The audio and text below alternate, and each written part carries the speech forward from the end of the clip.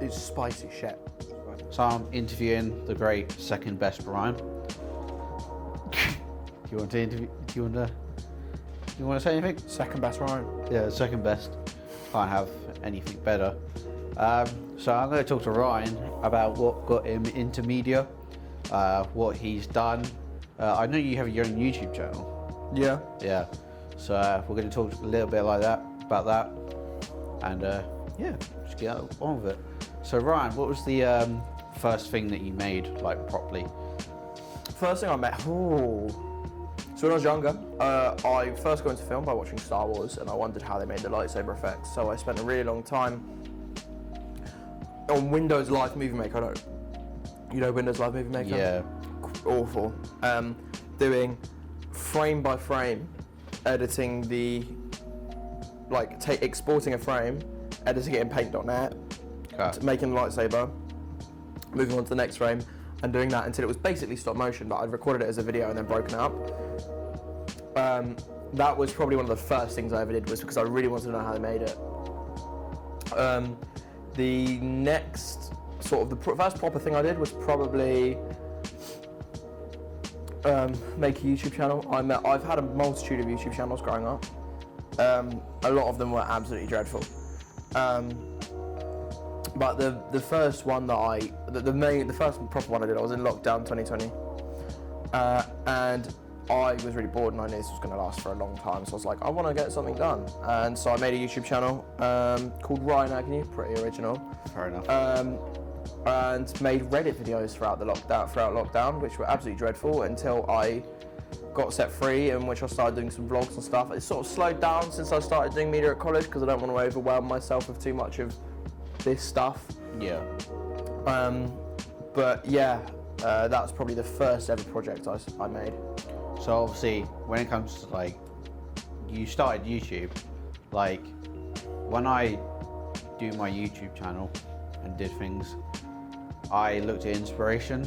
So, like, as a kid, quite cringy, I wanted to be a Minecraft YouTuber. Yeah, me and you both. Every little kid wanted it. Me and you both. So I had, like, Stampy Longnose, Ibalistic Squid, probably Dan TDM. Pat does Minecraft.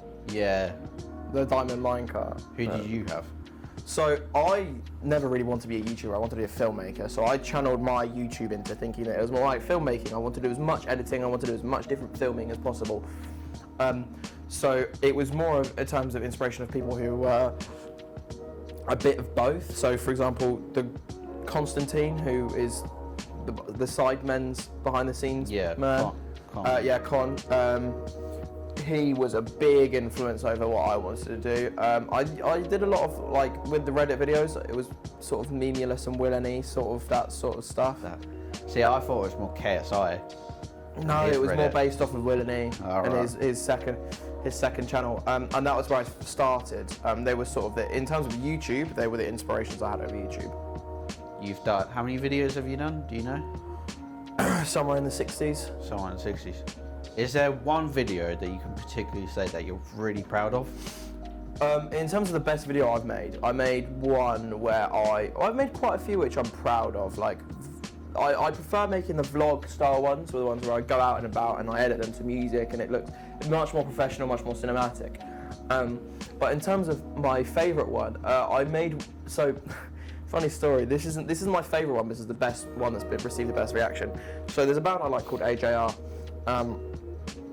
and they made an album last year, so this was 2021, and it was in the middle of lockdown, the second lockdown, I think, and I stayed up late at night, and their album was being released at midnight. And so what I did was all of their singles which had been released, I wrote reviews on it.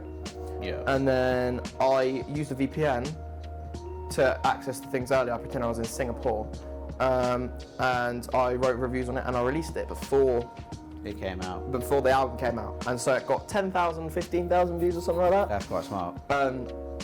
And then I repeated that process and did the same for a 21 Pilots album, which came out a couple months later, which got something like 3,000 or 4,000 views, which was like, they're the two most viewed videos. And probably also the ones I put the most work into, because I had to work out all the logistics of like reviewing things and like what I can say, what I can't say. Also, like the setup behind them was really nice. But in terms of the best one I've done, or my favourite one, I don't know. They've sort of become further and further apart in uploads as I've started college and uni. But the best, my favourite one was probably, I went to my grandparents. My grandparents have a cricket net and a bowling machine, and I basically went and used that and filmed it with 2 angles, and that was the first thing I'd ever done with 2 camera angles. Yeah. And to me, that was really professional. Obviously now I do things with 4, 5. Cameras, you know, I had 5 cameras in the recent interview I did. But that then was like, wow, this is mind blowing. And I literally set up a camera on a tripod and my phone on the tripod. Now if I was to do it on reflection, I would have probably 3 or 4 angles and a GoPro on my head as well. But in terms of my favourite, that's probably it. So, obviously, we've both done level 3 together. When I look back at what we've done like, personally myself, we've done like podcasts, we've done music videos, we've done I did a short film. Did you do one? I did a short film. Yeah. So I look back at it all, and my proudest one is the music video. And when it comes to the next achievements to get myself more out there, I want to do a short film that I can properly release and be proud of. Is there a project that you have in your mind that you want to do? So, I've got a couple of things. So I've recently been reached out to by a certain cricket club. I can't say what cricket club because I'm not allowed to disclose much, but they want to make a series. It's the biggest cricket club in the area. A very, very close tie with a professional, with Hampshire Cricket Club. And they have been in contact with me. They came to me about making a series for them. That is something I really want to pursue. There's a couple of logistical issues, like missing cricket myself, because cricket is a big part of who I am. Missing playing it, so missing the Saturdays is not fun.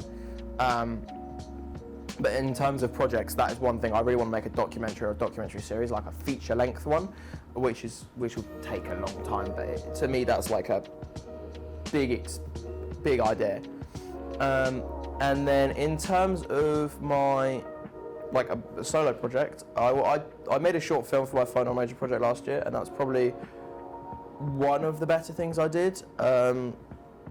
Although I did also make a sexism documentary, which you've watched, I think, which I was really proud of at the time, because it was the first thing I did with my camera. That was the one you did with Alice, wasn't it? No, that was the one with me and Finley. The one with me and Alice was this year.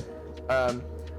That's sort of the thing that I'm doing the documentary of. But the short film I did, I made a Star Wars one for my final project last year, which was alright. It wasn't amazing.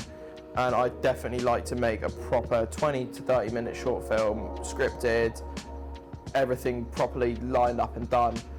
To me, that would be an absolute achievement and something I can properly release and like promote and stuff. I thought I'd be like, I want to be a director later down the line, but I thought I'd be really good at making short films. But it turns out I was much more better at making music videos. Have you kind of had that realization? I always wanted to go down VFX.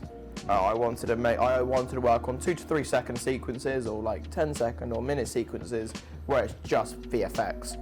And I still really enjoy making VFX, and so like, for example, the Star Wars short film was a good opportunity to do that and to integrate that. But I've really moved across to editing in more as a general spectrum and directing. So I want to do the writing and I want to do the editing sort of, and I want to be there on set. Basically, I want to have all of the control and do everything myself. But I can definitely say that I've sort of broadened my spectrum of what I want to do, and I've immersed myself much more in the world of filmmaking than what I thought I would. I came into this college with a very set idea of what I wanted to do. Yeah. And I've left and moved on to uni with a much less idea because I've enjoyed it so much. You realise that you, like, as I said, I wanted to be a director, take control a bit more, but I realised I like doing some of the editing. I like doing a lot of editing's great to do. I like doing a lot of everything. So yeah, that was Ryan Agnew. Thank you for coming on. Ciao. If you want to see any of his content, it's Ryan Agnew on YouTube. Is there anything else you want to promote? No, it's all right. Okay, thank you, Ryan, for coming on. No worries.